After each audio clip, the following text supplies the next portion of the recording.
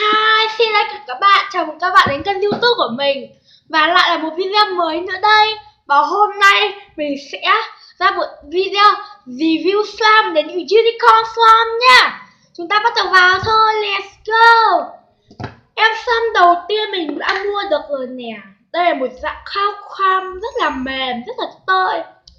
Và lúc đầu mình mua là nó có tận 3-4 màu cơ, nhưng mà mình nóng lòng cái nên mình đã lấy ra chơi và nó trộn màu và nó thành cái màu này. Đó. Ánh sáng hôm nay video này cũng không được tốt lắm, mong các bạn thông cảm nhá. Đó là mình đang trong công đoạn phải lấy slime ra. Vì mình nói thật là em này rất là thơm luôn ý. Thề luôn. Mình vừa mở hộp ra cái là thơm nít phòng rồi. Hôm nay mình đã có cái background mới, các bạn thấy sao? Background này hay background cũ hơn? Và đó, bây giờ mình sẽ test thử cái độ rơi cho các bạn xem nha. Còn rất là tơi luôn. Và đây là lần đầu tiên mình theo cái kiểu quay này. Kiểu quay này thì mình đã phải khá là mệt thì mới nghĩ ra cái kiểu quay này. Quét thử độ chậm tan của nó nhé, cái độ rơi của nó ra rất là đẹp luôn các bạn nhỉ. Tôi khủng khiếp luôn ý. Em này có giá là 65.000 nha các bạn. Tôi khủng khiếp luôn. Mình mua ở Unicorn Hải Phòng nha các bạn. Em này rơi nhanh, chậm khủng khiếp, vừa nhanh vừa chậm, có lúc nhanh có lúc chậm, rất là đẹp. Có một cái màu vàng khá là đẹp. Bên ngoài là nó là một cái màu vàng ấy hơn cơ nha các bạn. Bên ngoài nó là một cái màu vàng, kiểu vàng nhẹ hơn một tí, trong máy nó không hơi bị đậm đúng không các bạn? Đó. Là mình sẽ không nói nhiều để các bạn xem cái độ rơi của em này nhá. Em này rơi rất là đẹp luôn. Mình rất thích em này. Và em này còn có những cái lâu lâu chơi các bạn nhìn thấy mấy cái bông hoa giấy ấy, để trang trí ấy. Nó rất là đẹp. Đó, mình mua ở Unicorn Hải Phòng nha bạn. Đó. Rất là đẹp. Rất là đẹp luôn. Nó rơi, bạn thấy cái độ rơi của nó chưa? Vô cùng là đẹp. Và mình đã chơi xong em này rồi nha, mình sẽ cất em này vào lọ. Ok.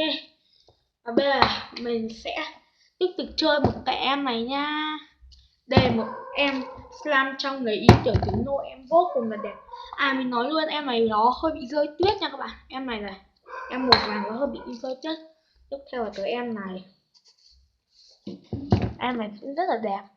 Đây chúng ta bắt đầu vào review thôi nha. Mình vừa phải tạm lại video đến trường bởi em kia nó bị rơi. Nó vừa chạm tay vào mình đã cảm thấy là wow, em này rất là ấy luôn các bạn. Rất là trong luôn ấy. Đó. Em này có một cái tận 3 cái charm nhỉ. 3 cái charm vô cùng là xinh luôn ấy. Cái em này không có mùi nha, bởi mình biết là slime trong không thể cho mùi vào được. Bởi vì nếu mà cho mùi vào ấy thì mình sẽ ấy khác ạ, thì nó sẽ không được trong nữa nha. Đó, và em này có những cái rát như là rát bạc là rất là đẹp. Và có mình đang phải cố gắng lấy hết cái slime này ra. Cái khúc này hơi khó chịu một tí, nếu bạn là không biết xem thì các bạn có thể xem, các bạn có thể tua video đi nha. Đó, mình đang phải cố. Và đó mà mình đã lấy được một cái trang ông già Noel ra rồi nè. Thấy là đẹp không? Trang ông già Noel rất là xinh ha. Mình khá thích cái trang này, rất là dễ thương, rất là cute. Đó là mình hãy bỏ sang một bên nhé. Và ôi, mình đang phải lấy cái trang ngôi nhà này ra. Wow, trang ngôi nhà rất là cute nè. Bị charm ở Unicorn vô cùng là đẹp. Đó, và mình đang phải lấy những cái cúc này là hơi bị khó chịu ấy. Đây là bạn nào không muốn xem thì các bạn có thể tua đi nha. Đó, bạn thấy không? Rất là đẹp luôn. Đó, và mình sẽ cố gắng lấy còn một cái charm, 3 cái charm mình charm ấy, charm người tuyết vô cùng là đẹp. rất là dễ thương luôn.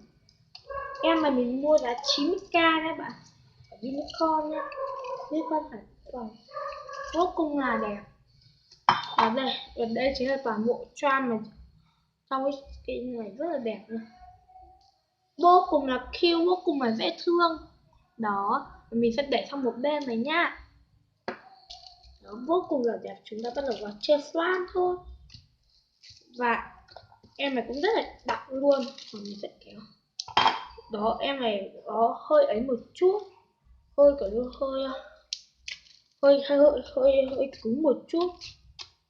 Và cũng không sao, mình biết là vì sao chị Unicorn phải làm nó slam này nó trúng, bởi vì nếu mà làm xong nó lỏng quá thì nó trong thời tiết là nó sẽ bị chảy ra đấy. Nên mình cũng hiểu được cái slam mà các bạn chỉ cần để trong vài ngày thôi là nó sẽ trong.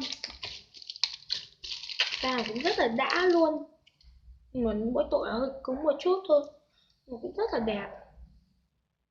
Và kiểu chơi slam mình thì hơi khó chịu một chút nhưng mong các bạn cũng thông cảm cho. Đó, mình làm một cái bông. Mình nói thật đúng một câu là em slam này vô cùng là trong luôn ý. Mình rất thích em này luôn. Lúc vào quá mình nhìn một cái em này mình ưng luôn, là mình muốn lấy luôn ý, thề luôn. Đây là lần thứ hai mình chơi slam của Unicorn. Lần thứ nhất là hôm mình mua ở hôm mà mình mua ở shop khai trương ấy, là nếu mình bỏ qua các bạn, nhưng mà cũng không được bởi mình mua cái đấy có một hũ mình bỏ, bởi vì lúc ấy mình đến khá là muộn rồi nên còn khá là ít mẫu, mình chỉ chọn được mỗi mẫu đây thôi. Và bây giờ em ấy đã bị hỏng rồi, cũng 4 tháng rồi còn gì nữa. Và mình sẽ không nói để các bạn có thể nghe thêm tiếng slam nha.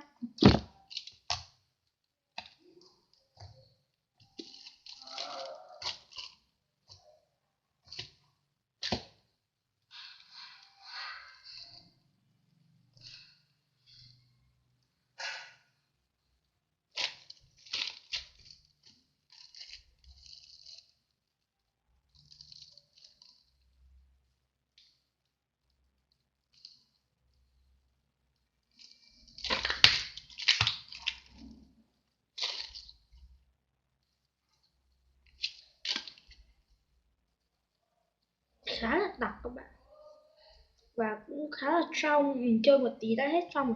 Lúc đầu các bạn nhìn mà nó rất là đẹp đúng không, em xoa nó rất là đẹp luôn này, các bạn nhìn này, bên trong này nó rất là bóng đúng không, nó rất là đẹp luôn, khá là trong. Trong này thì nó không được trong nên lắm, nhưng ngoài đời nó cực kỳ là trong luôn.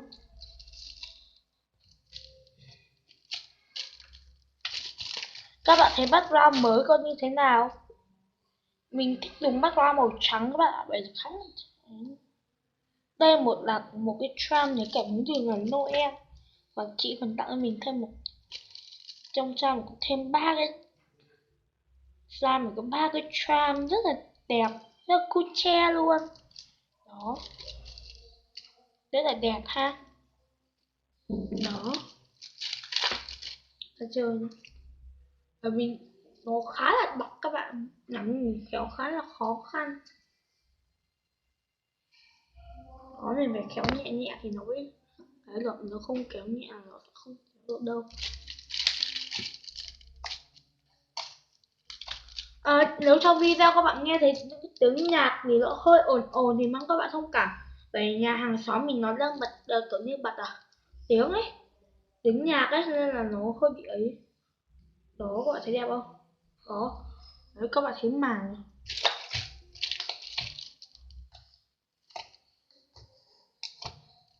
Và cách chơi slam mình thì cũng hơi khó chịu một tí, thì cũng mong các bạn cũng thông cảm nha. Mình cũng không phải người chơi slam chuyên nghiệp nên là cách chơi slam có hơi khó chịu một tí thì mong các bạn thông cảm.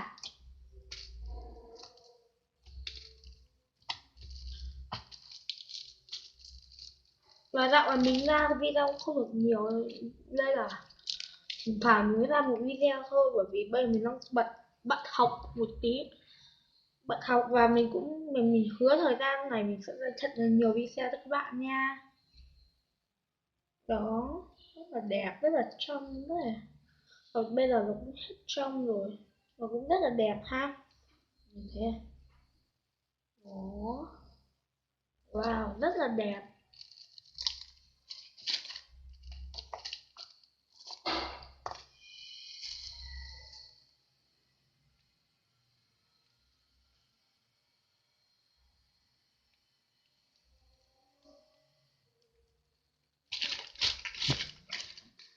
À, và hôm nay mình cũng chỉ mua 2 hũ slam thôi, và video mình tới đây cũng hết rồi. Nếu các bạn thích video hãy cho mình một like, đừng quên đăng ký nha. Và tạm biệt các bạn, hẹn gặp lại các bạn trong những video lần sau. Tiến trường Love you, bye các bạn.